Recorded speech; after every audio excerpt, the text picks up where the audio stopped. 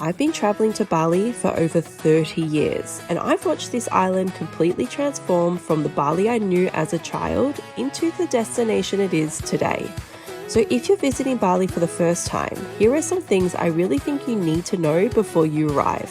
From visas and airport arrival to getting around, choosing the right area to stay, and knowing what to expect from Bali today. So let's get into my Bali tips and tricks after over 30 years of visiting this incredible island.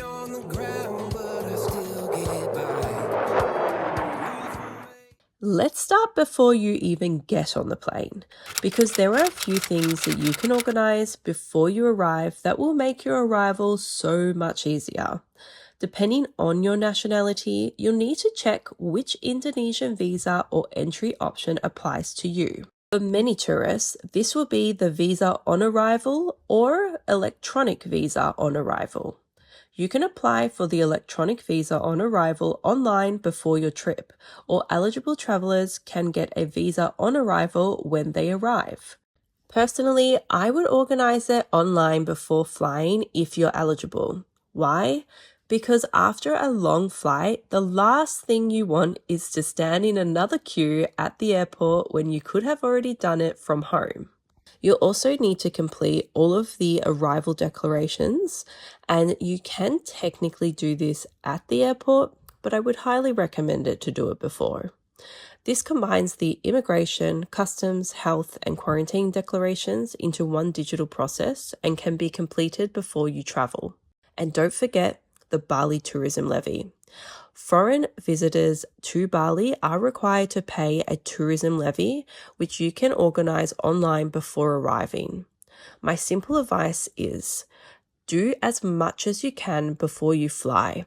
Have your passport, visa, arrival declaration, tourism levy, accommodation details, travel insurance, and airport transfer information ready on your phone. I also recommend taking screenshots of your confirmations in case you don't have internet when you land. Bali has changed quite a lot when it comes to payments. You can absolutely use your debit card, credit card, or even Wise card in many places, especially in hotels, larger restaurants, shops, and tourist areas. But I would never come to Bali without cash. Once you start going to smaller villages, local restaurants, traditional markets, smaller shops, or more rural areas, cash becomes much more useful and can sometimes be the only payment option. So I recommend having a combination of cash and cards. You can also bring cash from your home country and exchange it once you're in Bali. Major currencies such as Australian dollars, US dollars, euros, and British pounds are commonly exchanged, along with several other major international currencies. Just make sure you use an authorized money changer and always count your money carefully before leaving.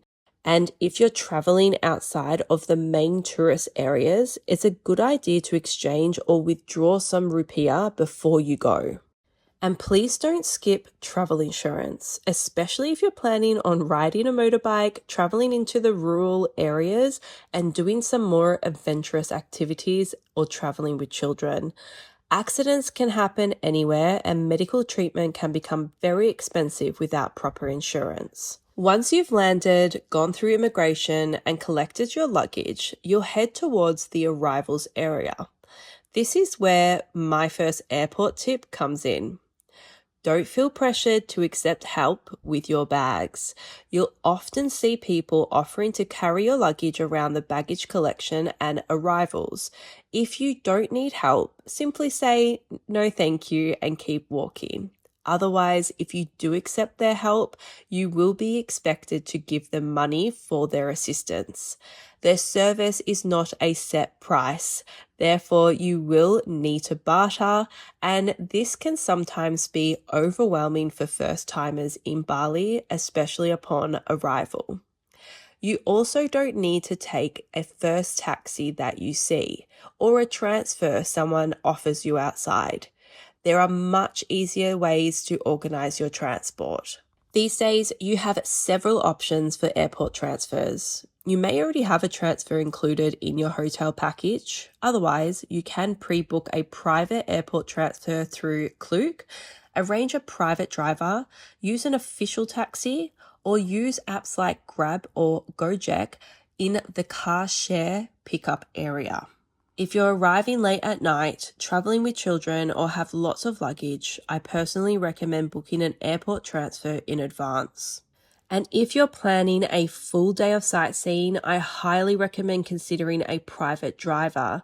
You don't need one for your entire holiday, but visiting temples, waterfalls, rice terrace, and several attractions in one day, having a driver can make things much easier.